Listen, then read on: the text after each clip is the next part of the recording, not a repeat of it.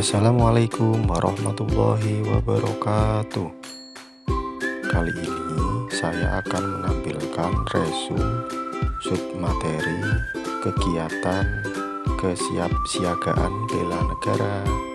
Oh iya, perkenalkan dulu, nama saya Ahmad Kurniawan dengan NIP 1990212025051001. Saya adalah peserta Latsar CPNS Kemenak tahun 2025 gelombang 3 angkatan 7. Tidak usah berlama-lama, yuk kita simak baik-baik. Untuk yang pertama, kita akan mengenal pengertian kesiapsiagaan bela negara.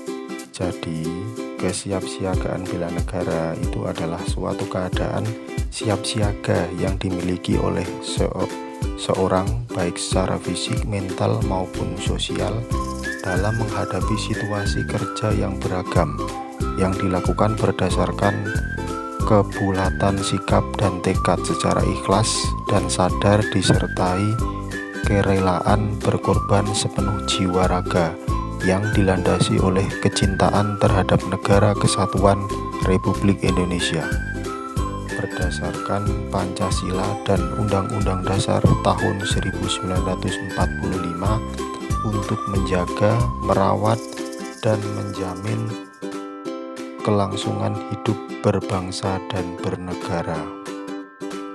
Untuk kemampuan awal bela negara itu terdiri dari 1.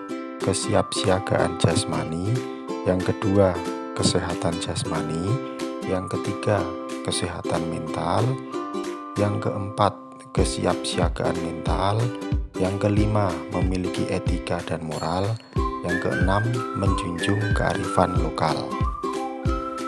Jadi, kesiapsiagaan bela negara terbentuk karena proses kemampuan awal bela negara. Kemampuan awal bela negara itu terdiri dari yang tadi sudah saya sebutkan tadi, kesehatan jasmani, kesiapsiagaan jasmani, kesehatan mental, kesiapsiagaan mental, etika dan moral, dan kearifan lokal. Kita bahas satu persatu ya. Untuk yang pertama tentang kesiapsiagaan jasmani. Pengertiannya adalah kegiatan atau kesanggupan seseorang untuk melaksanakan tugas atau kegiatan fisik secara lebih baik dan efisien. Contoh kesiapsiagaan jasmani: lari 12 menit, pull up, sit up, push up, ataupun berenang. Yang kedua tentang kesehatan jasmani. Pengertiannya adalah kemampuan tubuh untuk menyesuaikan fungsi alat-alat tubuhnya dalam batas fisiologi terhadap keadaan lingkungan dan atau kerja fisik yang cukup efisien tanpa lelah secara berlebihan. Contoh dari kesehatan jasmani: 1. Menjaga kebugaran jasmani, dan yang kedua pola hidup sehat. Yang ketiga, kesehatan mental. Pengertiannya adalah sistem kendali diri yang bagus sebagai wujud dari kinerja sistem limbik atau cenderung ke emosi, dan sistem korteks prefrontalis cenderung rasional yang tepat.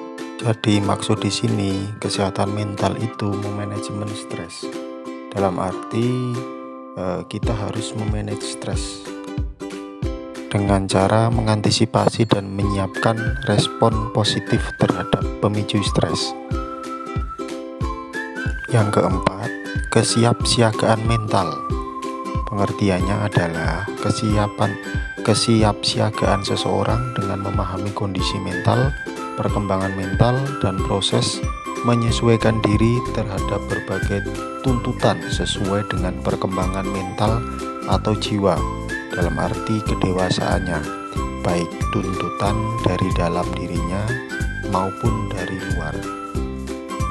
Dan yang terakhir, kearifan lokal.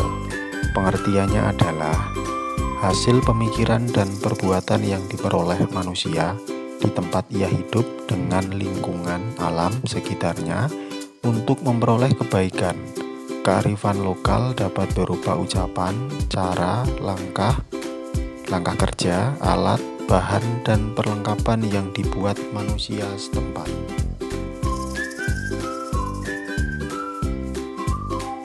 Pada kemampuan awal bela negara, perlu adanya olahraga, olah rasa, dan olah pikir. Contohnya ada mungkin PBB, tata upacara, keprotokolan, kewaspadaan diri, atau juga membangun tim, dan juga caraka malam. Hal itu dilakukan supaya tercipta sesuatu kondisi yang disiplin, kepemimpinan, kerjasama, dan prakarsa. Apabila itu semua dilakukan, maka fungsi ASN akan tercipta dan meminimalisir ancaman, gangguan, hambatan, dan tantangan, baik dari dalam negeri maupun luar negeri. Bisa disimpulkan, manfaat kesiapsiagaan bela negara yaitu 1. Membentuk sikap disiplin waktu, aktivitas, dan pengaturan kegiatan lain. Yang kedua, membentuk jiwa kebersamaan dan solidaritas antar sesama rekan seperjuangan. Yang ketiga, membentuk mental dan fisik yang tangguh. Yang keempat, menanamkan rasa kecintaan pada bangsa dan patriotisme sesuai dengan kemampuan diri. Yang kelima, melatih jiwa leadership dalam memimpin diri sendiri maupun kelompok dalam materi team building. Yang keenam, membentuk iman dan takwa pada agama yang dianut oleh individu. Yang ketujuh, berbakti pada orang tua, bangsa, dan agama. Yang kedelapan, melatih kecepatan ketangkasan, ketepatan individu dalam melaksanakan kegiatan. Yang kesembilan, menghilangkan sikap negatif seperti malas, apatis, boros, egois, dan lain-lain. Yang 10, membentuk perilaku jujur, tegas, adil, tepat, dan kepedulian antar sesama. Itu saja yang bisa saya sampaikan. Atas perhatiannya saya ucapkan terima kasih. Wassalamualaikum warahmatullahi wabarakatuh.